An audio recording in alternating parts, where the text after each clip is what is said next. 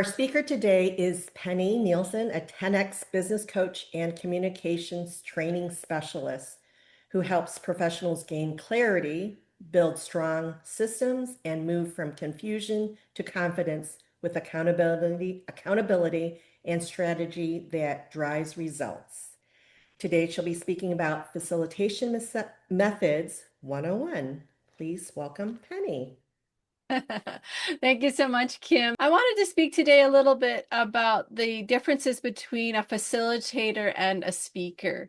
So I know most of you are speakers in here, and maybe you haven't thought about it in this way, that there actually is a little bit of a difference between a speaker and a facilitator. And some of you might know train the trainer. Maybe that's a more common message that you've heard in the past. So I want to talk about that today. Our objectives will be also to talk about some of those personalities, how to handle the personalities in the classroom. And the adult learning cycle is kind of interesting to know, to keep in the back of your mind while you're up there presenting, and some of the different facilitation techniques that you can use. So first, the personalities. We have the dominator, the quiet one, we have the skeptic, and then we have people who are enthusiastic. And I tend to be the enthusiastic one. I get so into the learning. I'm a lifelong learner and I get right into it and ask a lot of questions, but probably I can be one of the disruptors when that happens too. But I think the biggest ones that we run into is the dominator, the one who kind of takes over or can take over. They talk too much. And then the opposite of that is the person who doesn't talk enough. I know they're thinking, and I know they're deep thinkers because they're not just blurting out information. They're actually thinking inside. So I want to hear what they have to say. So something to add to the dominator, or the person who does a lot of talking, it's because they're doing their thinking out here. I don't know if you've ever known that, but that was an interesting discovery when I found that out, is that the thinking actually happens for them outside of themselves. Where I tend to be more of the quiet one, I'm doing the thinking inside my mind, and then I come out with my conclusion or my idea. So I really can't blame either side, and both are valid. But we don't want to miss out on the quiet one's thoughts, and we don't want the dominator to take over the whole meeting.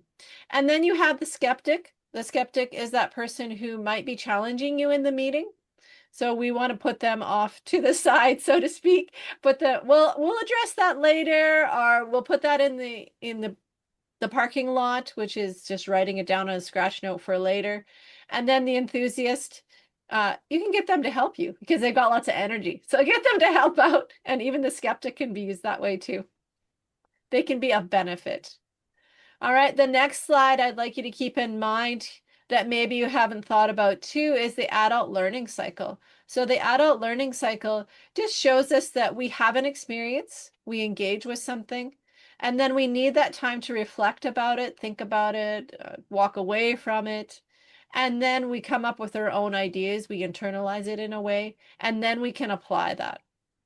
Now, a lot of times we need a repetition to go redo it again. I got to learn it again. And that's okay. But this just shows you that there are 4 steps. And as an original kindergarten teacher, I can say that this is true for young kids and for adults as well. So we go through that experience piece, we reflect about it, we internalize it or theorize about it. How does that affect my life? And then we can apply it. So when you pivot them, how do you pivot them? You just get them in a different direction? Yeah, try to rein them back in and get them to the topic at hand. Right on. And now what about the quiet one? Who knows how to handle that quiet one out in the crowd there? I'm going to ask Mark. Hi, Mark. Those people that are quiet in the Hi, room, Penny. what do you do?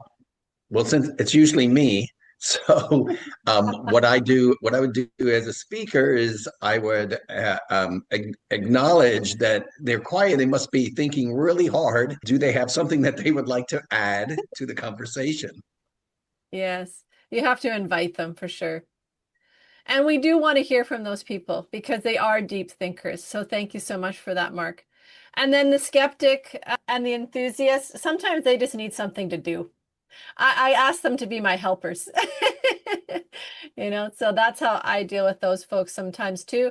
Or let's place that in the parking lot. Is that a word that you guys use? Put that in the parking lot, or we'll catch that up later.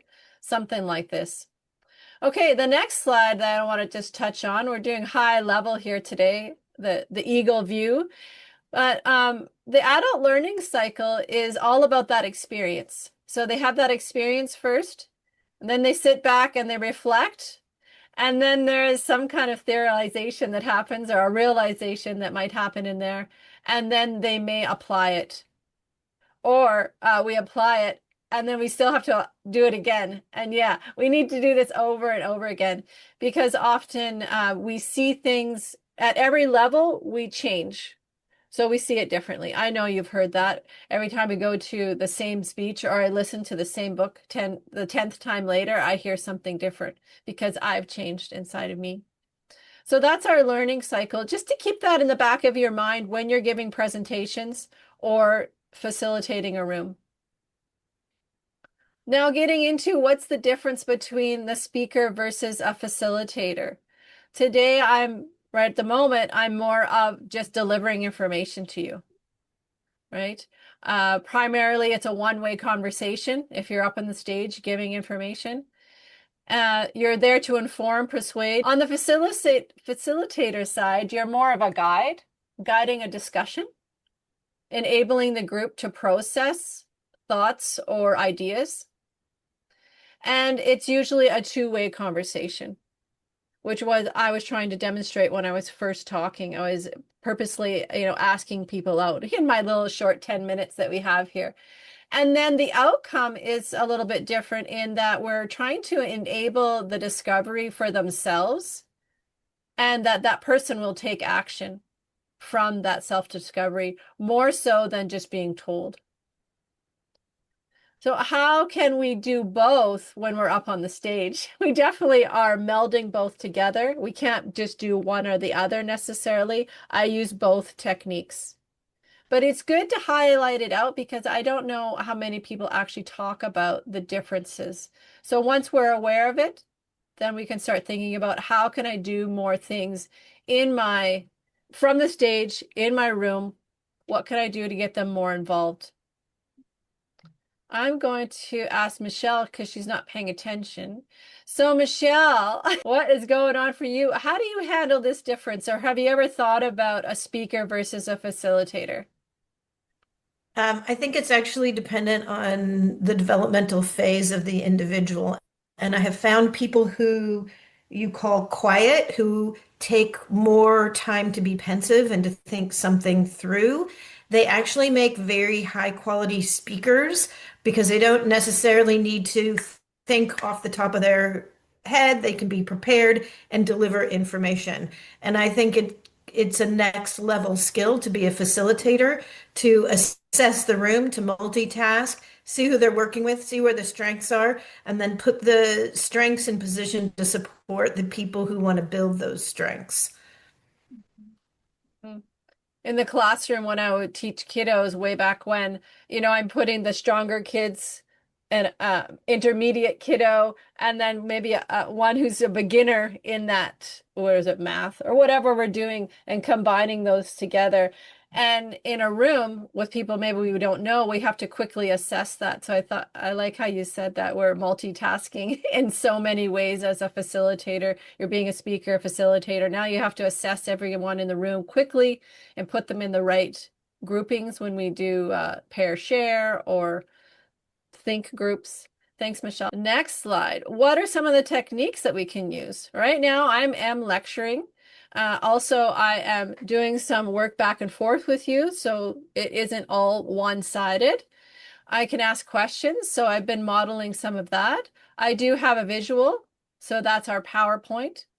We could even have a demonstration. We can have a flip chart sitting there or a whiteboard. Role play is very powerful. And we can have case studies. And all of these things are possible even in those big rooms of 500 people. I know it might seem daunting, but it is possible because usually they're at a table of 5 people and they can do those case studies together, or they can do the role play and stand up and do the role play. I know it sounds loud in the room, but it's a lot of fun to use these techniques. The next piece I'm going to ask is, what kind of case studies has someone used? So let's see here. Kathy. Kathy's handled some big rooms out there. Kathy, have you done case studies? Is that something you've ever tried? Put on your microphone. Not actually, not that I can recall, but I can say that usually when I'm in a room and speaking, I was actually in a room speaking with a group of people yesterday, and I really try to engage them with my speaker event. I try to get them to engage. I want them to make comments. I ask them questions. I just try to make them feel comfortable enough to give me feedback and go back and forth. So I guess I'm kind of a speaker and a facilitator because I do a lot of instructional classes also. So it's a little bit of both. Love it. You're right on track, Kathy. Keep that up. Thank you. All right, we are at the end of our time. I will leave you with this one quote. Tell me and I forget, teach me and I remember, involve me and I learn. And I do have one free giveaway for you that would be in the chat by now by one of my helpers out there, that I have a free giveaway for some more ideas, because this was very high level facilitation, but I have a whole little 10-page booklet that I hope helps you.